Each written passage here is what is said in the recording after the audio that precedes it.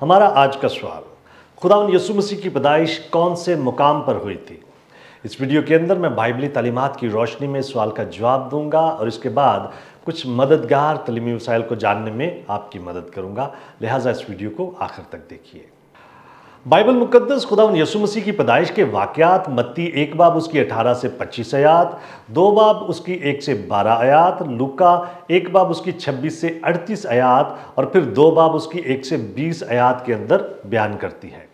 جس وقت مقدسہ مریم روح القدس کی قدرت سے حاملہ تھی تو کیسر اگستس کی طرف سے یہ فرمان جاری کیا گیا کہ ساری دنیا کے لوگ اپنے نام لکھائیں۔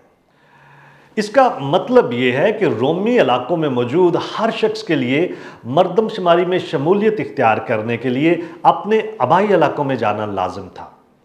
مقدس یوسف اس دور میں ناصرت میں رہتا تھا، لیکن اسے جنوب میں یہودیہ کے علاقے میں داؤد کے شہر بیت لحم کی طرف سفر کرنے کی ضرورت تھی، کیونکہ کلام مقدس میں لکھا ہے کہ وہ داؤد کے گھرانے اور اولاد سے تھا۔ یوسف یقیناً اپنی منگیتر مریم کو اپنے خاندان کے ایک فرد کے طور پر درج کرانے کے لیے اپنے ساتھ لے گیا۔ اس طرح اس جوان جوڑے کے سفر کا اختتام خداوند یسوع مسیح کی پیدائش کے وقت بیت لحم کے ایک چھوٹے سے قصبے میں ہوا۔ یہ مقام میکا نبی کی اس پیشن گوئی کے عین مطابق ہے جس میں بیان کیا گیا ہے کہ مسیح بیت لحم میں پیدا ہوگا۔ کلام مقدس کے اندر لکھا ہے کہ لیکن اے بیت لحم افراتا، اگرچہ تو یہودا کے ہزاروں میں شامل ہونے کے لیے چھوٹا ہے تو بھی تجھ میں سے ایک سردار نکلے گا اور میرے حضور اسرائیل کا حاکم ہوگا، اور اس کا مصدر زمانہ سابق قدیم الایام ہے۔ چونکہ بہت سے لوگ مردم شماری کی غرض سے اپنے آبائی علاقے بیت لحم میں واپس آ چکے تھے، اس لیے یہ چھوٹا سا قصبہ لوگوں سے بھر گیا ہوگا۔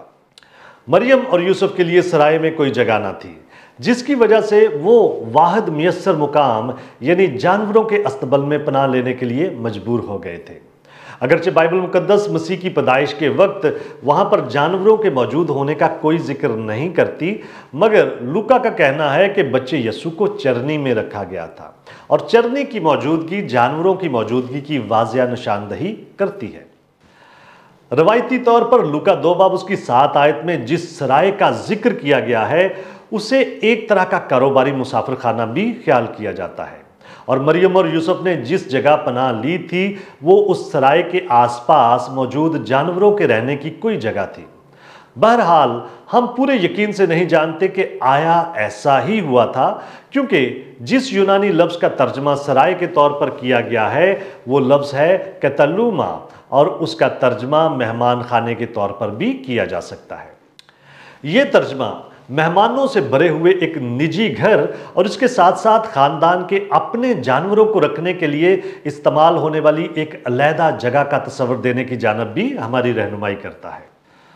بعض اوقات جانوروں کے رہنے کی جگہ خاندان کی رہائش گاہ سے کچھ نچلی سطح پر ہوتی تھی، لہٰذا جب لوکا ذکر کرتا ہے کہ سرائے یعنی کیٹلوما میں جگہ نہیں تھی تو اس کا مطلب یہ ہو سکتا ہے کہ مکان کے بلائی حصے یعنی گھر کی اوپر والی منزل پر کوئی جگہ نہیں تھی، کیونکہ وہ پہلے سے آ کر آرام کرنے والے زائرین یا خاندان کے لوگوں سے بھری ہوئی تھی۔ آثار قدیمہ کی دریافتوں سے ایسے گھروں کا انکشاف ہوا ہے جن میں گھر کے سامنے والے حصے اور اس کے پیچھے والے حصے کو جدا کرنے والی صرف ایک دیوار ہوتی تھی جہاں جانوروں کو محفوظ رکھا جاتا تھا۔ گھر کو ان 2 حصوں میں تقسیم کرنے کی تدابیر کسی نہ کسی لحاظ سے گھر سے منسلک یعنی خاندان کے اپنے جانوروں کے لیے اندرونی پناہ گاہ کی طرف بھی اشارہ کرتی ہے۔ اس کے علاوہ خداوند یسوع مسیح کی پیدائش کی جگہ پر ایک چرنی یا جانوروں کی کھرلی بھی موجود تھی جسے نومولود یسوع مسیح کو لٹانے کے لیے استعمال کیا گیا تھا، جیسا کہ لوکا 2 باب اس کی 7 آیت بیان کرتی ہے۔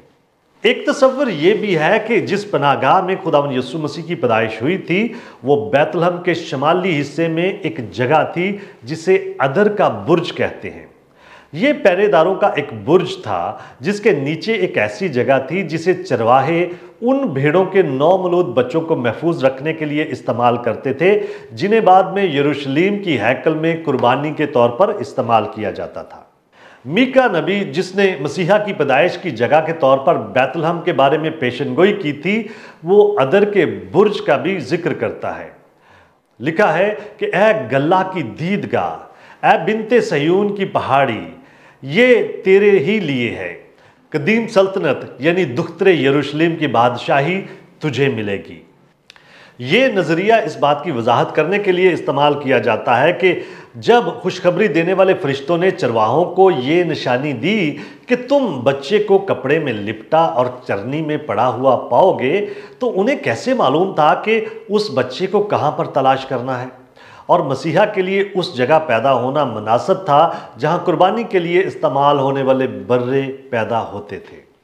आया खुदावंद यीशु मसीह की पैदाइश का असल मुकाम जानवरों की अंदरूनी पनाहगाह, कोई अलहदा गोदाम या भेड़ों के लिए इस्तेमाल होने वाला बुर्ज था या नहीं, इससे कता नज़र बाइबल मुकद्दस इस बारे में वाज़िह है कि खुदा का बेटा यीशु मसीह बैतलहम के शहर में आम मामूली हालात में पैदा हुआ था। लिहाजा हमारा नजात दहिंदा और बादशाह एक ऐसी जगह क्यों पैदा हुआ जहां जानवरों को रखा जाता था, और उसे फिर जानवरों की चरनी में क्यों रखा गया। यकीनन खुदा का बेटा एक आला दर्जे की इंतहाई खूबसूरत जगह में पैदा होने का मुस्तहिक था, लेकिन इसके बरक्स खुदा के बेटे ने खुद को ज़मीन पर नहायत पस्त हालत में जाहिर किया। ये आजजाना पैदाइश मखलूक को एक हैरत अंगेज़ पैगाम देती है कि हमारे पास आने के लिए आला व अरफा खुदा ने खुद को पस्त किया। ज़मीन पर खसूसी तवज्जो और मुराआत के हामिल किसी हुक्मरान की तरह आने की बजाय खुदावंद यीशु मसीह हमारी तरह पस्त हाली में पैदा हुआ।